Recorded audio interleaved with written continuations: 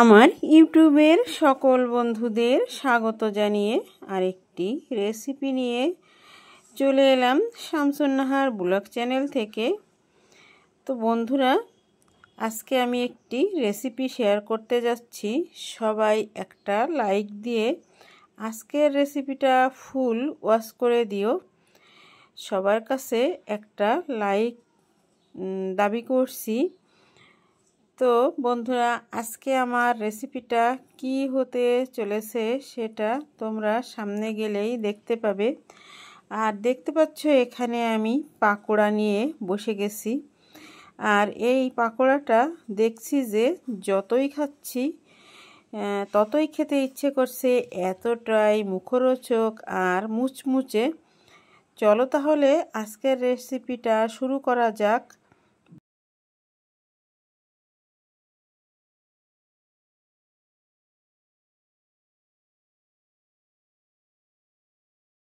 আসসালামু আলাইকুম। তো চলে এলাম মূল রেসিপিতে।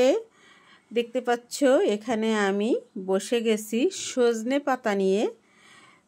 তো এই সজনে পাতার যে এতই উপকারিতা বলে বোঝানো যাবে না, এটা আমি কিন্তু নিজেই প্রমাণ পেয়েছি।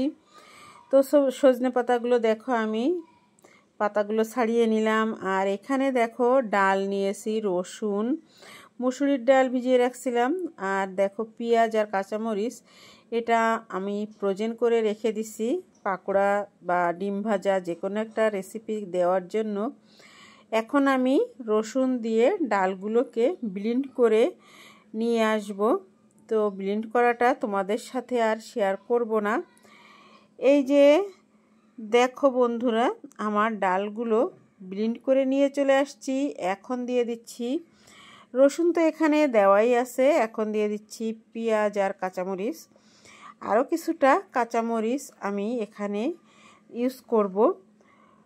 তো প্রয়োজন মতো পেঁয়াজ কাঁচামরিচ দিয়ে দিলাম। আর এই যে দেখো আমি আরও কিছুটা কুচি করে নেওয়া কাঁচামরিচ দিয়ে দিলাম। যাই হোক, যে মুহূর্তে আমি কাঁচামরিচটা দেব তখনই কারেন্টটা চলে গেল। আর এখন দিয়ে দিলাম এই যে দেখো পরিমাণ মতো লবণ দিয়ে দেব, পরিমাণ মতো হলুদ, গুঁড়ো হলুদ,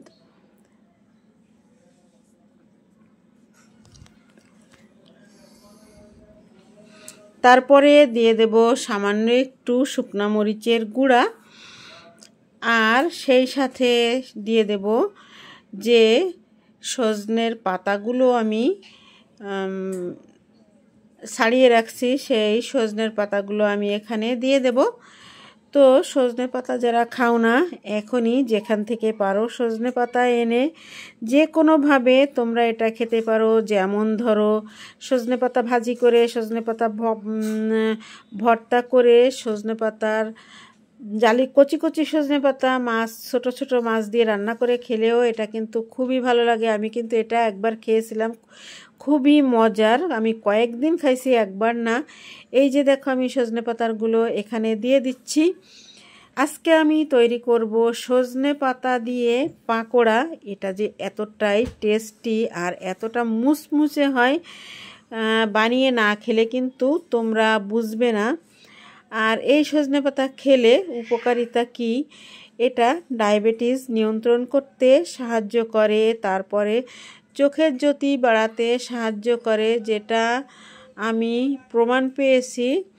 তো দেখো সজনে পাতাগুলো দিয়ে এখন আমি সুন্দর করে মেখে নিচ্ছি সম্পূর্ণ সজনে পাতাটা যাতে একটু নরম সফট হয়ে যায়। তাই ডাল আর সজনে পাতা মশলার সঙ্গে আমি সুন্দর করে এখানে মেখে নেব।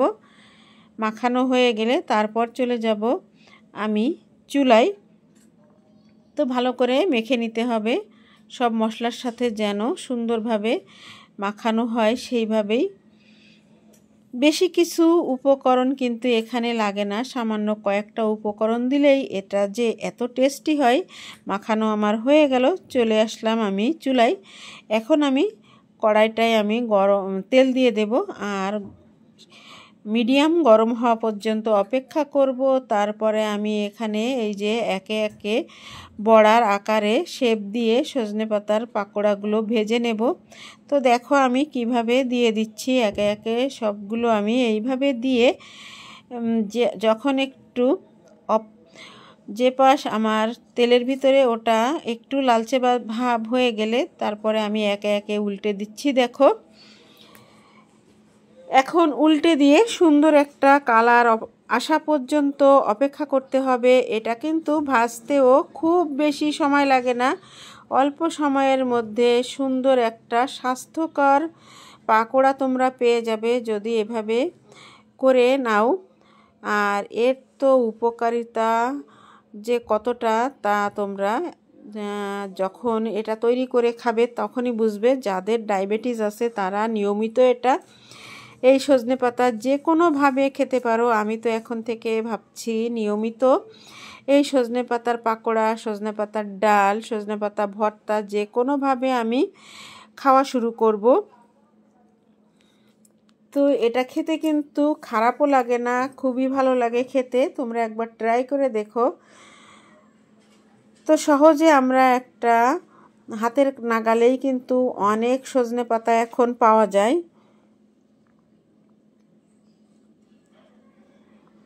শুধু যে ডায়াবেটিসের রোগীরা এটা খাবে, যে কোনো সুস্থ মানুষে এটা খেতে পারে। এটা তোমরা যদি মনে করো আমি ডাল রান্না করে পাশে তোমরা এটা নিয়ে খাবে ডালের সঙ্গে, তাহলেও খুবই ভালো লাগে।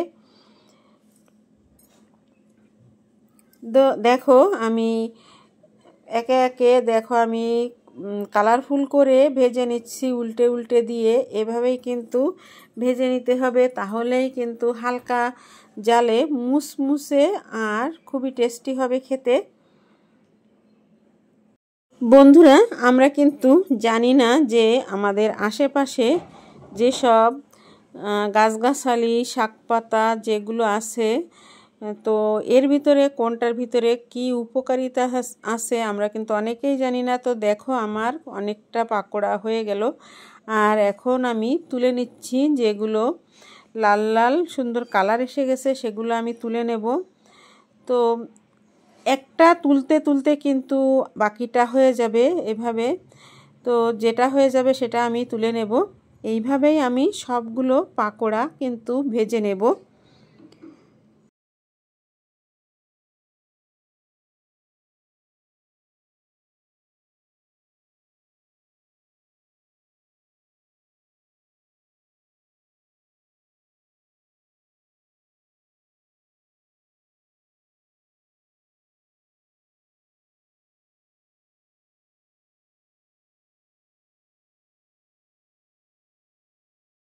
দেখো বন্ধুরা আমার এই পাকোড়াগুলো সব ভাজা হয়ে গেল, আর আমি এই যে প্লেটে তুলে নিলাম। আর এখন আমি এই যে বাকি যে পাকোড়াগুলো আছে সেই পাকোড়াগুলো আমি এখন একে একে আবারও দিয়ে দিচ্ছি, আর একইভাবে ভেজে নেব। তোমরা যারা এখনও সজনেপাতা খেতে না জানো, আমার ভিডিওটা দেখে অবশ্যই বিভিন্ন রকমভাবে তোমরা এই সজনেপাতার রেসিপি করে খেতে পারো।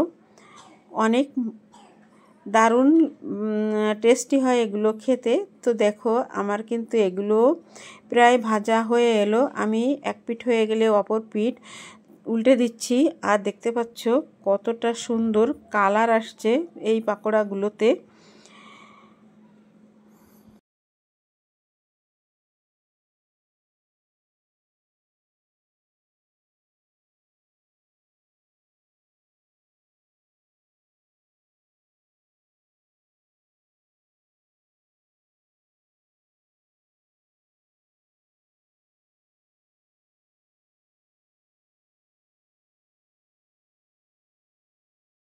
দেখো আমার সব পাকোড়াগুলো ভাজা হয়ে গেল, আর এখন আমি এই যে প্লেটে তুলে নিচ্ছি।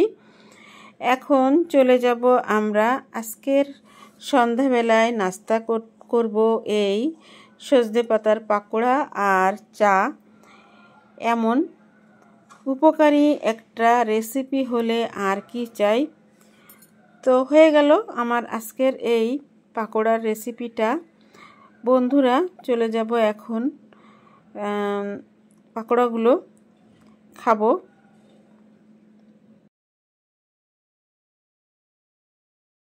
তো দেখো চলে আসলাম পাকোড়াগুলো নিয়ে সোজাসুজি একেবারে বেডের উপরে বসে এখন মজা করে পাকোড়া খাবো। তো এত মুচমুচে আর এত টেস্টি, বেশিরভাগ পকোড়াগুলি আমি খেয়ে ফেলছিলাম আর 5টা রাখছিলাম তোমাদের ভাইয়ার জন্য। আর এতগুলো পাকোড়া থেকে মাত্র 5 পিস পাকোড়া তার জন্য রেখে দিলাম। আর আমার কাছে যে এই গরম গরম পাকোড়া এত খেতে ভালো লাগতেছিল বলে ভাষায় প্রকাশ করতে পারবো না। বন্ধুরা কেমন লাগলো আজকের আমার এই সজনে পাতার পকোড়া তোমরা অবশ্যই কমেন্টের মাধ্যমে জানাবে। আর যদি তোমাদের কোনো অংশে ভালো লেগে যায় তাহলে তোমরা এভাবে এই পাকোড়া তৈরি করে খেতে পারো। আর প্লিজ একটা লাইক দিয়ে দিও। আর যদি তোমাদের আমার আজকের রেসিপি ভালো লেগে থাকে, পরবর্তী রেসিপি বা ব্লগ ভিডিওর জন্য আমার চ্যানেলটাকে সাবস্ক্রাইব করে আমার চ্যানেলের পাশেই থেকে যেও সব সময়ের জন্য। বন্ধুরা আজকের মতো এখানেই বিদায় নেব। চলে আসব নতুন দিনে নতুন কোনো একটি ব্লগ ভিডিও বা রেসিপির সঙ্গে। সে পর্যন্ত তোমরা সবাই সুস্থ থেকো, ভালো থেকো। আর আমার এই ছোট্ট চ্যানেলটার পাশেই থেকে যেও। সবাইকে এতক্ষণ আমার সাথে থাকার জন্য অসংখ্য ধন্যবাদ আর ভালোবাসা। আল্লাহ হাফেজ।